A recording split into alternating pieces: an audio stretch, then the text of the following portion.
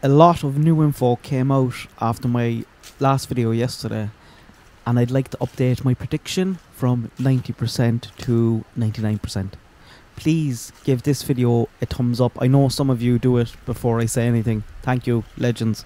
But please give it a thumbs up, because this video is destined to bomb. Some people are going to get very cross with me here, tell me how disappointed they are with me, just like they did in the Kylie Rodney video I did. It's just a bit weird. I don't get it.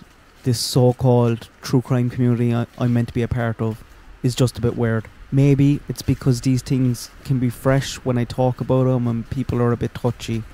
And the YouTube algorithm hates when you don't blindly blame family members for crimes, and when you suggest that foul play might not be involved in a case. On the surface, like, both things are positive, right? But not in YouTube land. And here's the thing. Do you know why the YouTube algorithm hates it? Because most of you hate it. You don't want to watch it because of the confirmation bias that you have. And it learns from you. Not my viewers, obviously. Quality over quantity here. I've lost hundreds of subs from many cases already. From any time I did a video on Michael Vaughan, the Delphi case, every time I mention that people are sick for going after Kelsey and attacking the girl's family, I get people going off on me, and that's good. Good luck to you. And the people with some sort of weird jealousy and obsession with Kelsey usually leave a comment on their way out, and I appreciate that because I can then block them to make sure they can't leave another comment. I'm still processing the whole Kylie Rodney situation that's going on. It's just bizarre. A lot of things I predicted in my one video came true and more. That video, by the way, is by far and away, according to YouTube analytics, the most detrimental video I have ever done on my channel. But I like it. I was happy with it. No regrets there. Anyway, sorry, I'm gone off on a tangent. I'll have to put a timestamp here so people can just skip that. But it looks like Debbie died in a suicide/accident. There was a lot of new details came out last night. Now Habersham had an article up on their website with a lot of info. Debbie's son was also posted on Facebook, which is very sad. The article had a lot of info that Fox News didn't have, and like, people were rightly very skeptical of Fox News. I think in yesterday's video they weren't really believing what they were saying, and right to be so, because early in this investigation Fox News went out there and reported incorrectly that Amanda was in the dollar store. Just awful reporting. But this is two separate news outlets now reporting on it. Seems like there's at least 2 or 3 sources. It looks to be true. They confirmed that the Venmo did in fact come from Debbie's phone while she was in the car park. Alone. No one else was in the car. So I was speculating in a previous video, did the Venmo come from a different phone? Was someone logged into her Apple ID, iCloud? Nope, not the case. All that info has come back now. It has cleared the family, and it has pointed a lot more in the direction of Debbie harming herself. One of the things, I think it was on Grizzly's channel, someone pointed out, they said if Debbie was going to hurt herself, she would also mention her son in the Venmo message. Well, I kind of agreed with that. I was like, yeah, she would, surely. But it turns out Debbie did, in fact, send a text message to her son saying, I love you.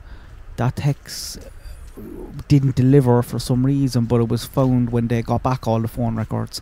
It looks like Debbie died from suffocation as a result of the fire she herself started. And we know there was soot found in her nose, so she was definitely alive when the fire started.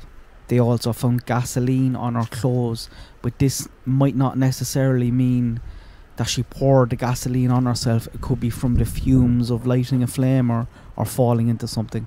The reason it seems that the police were so adamant this was a murder early on was because they couldn't find the fuel.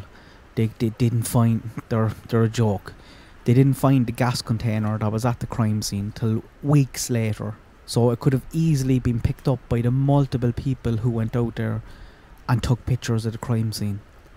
Like, I know it's weird, but a lot of people will go out there and take stuff as a souvenir of sorts. Like, they didn't process the crime scene correctly and they had to go back a couple of weeks later, and then that's when they found oh, in fact, there is a gas can container here. And it looks like Debbie may have initially kind of survived the fire. Maybe she fell in it with her stomach or on her lap. And then as she kind of falls, that's when she tripped and grabbed onto a tree. But I think like she would have been in big trouble as she was falling there. She was already probably on the way out. So what's the scenario? I don't want to get too much into the why Debbie would do this, why she chose to do it this way. I'm not totally ignorant in this area, but I know enough to know how much I don't know, if that makes sense. If you are convinced this wouldn't happen or couldn't happen, just do a little bit of research if you haven't. Scenario being Debbie is going through a really rough time, unknowingly to her close friends and family. Much like these things there was fights the night before, there was fights constantly, and Debbie just got sick of it. Combination of a lot of things. Her relationship with her husband has probably seen better days, put it that way. Debbie gets up and something just clicks in her mind that this is her only option and she's going to do this. She leaves her ID at home, she drives an hour away from her house where nobody knows her, probably spots the place where she is going to pull over on the way up. She's wearing her favourite jersey, she goes for some food, she's very calm, people usually are. Something has just clicked in her mind. Goes to the dollar store, locks her car when she goes in because she still needs it, buys the items to start the fire, comes back out, sends Venmo to Amanda and texts her son, turns off her phone, drives to the location, does not lock the car this time because she has no intention of coming back. She has a little gas can, she takes that with the items that she bought. It looks like the tarp or the poncho or boat could have been used to contain the smoke from the fire. Carbon monoxide poisoning, basically. And I wouldn't be surprised at all if they have information back now also from maybe Debbie's internet searches that she may have searching something like this. So Debbie is doing this by carbon monoxide poisoning. As it takes its hold, she's becoming dizzy, disorientated. She's dying basically. She could have falling into the fumes, falling into the flame. And I think also from just being in a confined space, if that is how she done it with a tarp or something over the flame, that there's a chance that she would just catch on fire anyway because the gasoline would get onto her shirt. But her shirt, her stomach catches on fire, her lap, she jumps up, she falls basically and just grabs onto a tree and then she dies. And I think that could be very close to what happened. It's all very sad. The police are a joke for how they processed and left that crime scene. Debbie's son posted last night. I'll put a screenshot here and pause it if you want to read it, but he ended up hanging up the phone on the sheriff. The way he's been treated is a disgrace there. I don't know how this man can even begin to process the last few weeks. It must be crazy. And clearly the police are no help. They're just unprofessional, they're incompetent, they're not up to it. Here's a comment from my video yesterday from Peggy. Pause again here if you want to read, but that gives you some sort of an idea about who we're dealing with here, the police, some of their mistakes. They're just a shambles. They've botched this from the very start. And I hope now they just swallow their pride and apologise to Debbie's son and try to sort this as soon as possible, so that he and the rest of Debbie's family can just begin to process this and grieve. It's all very sad. And that's it. I don't think we'll have too much more in the Debbie Collier case.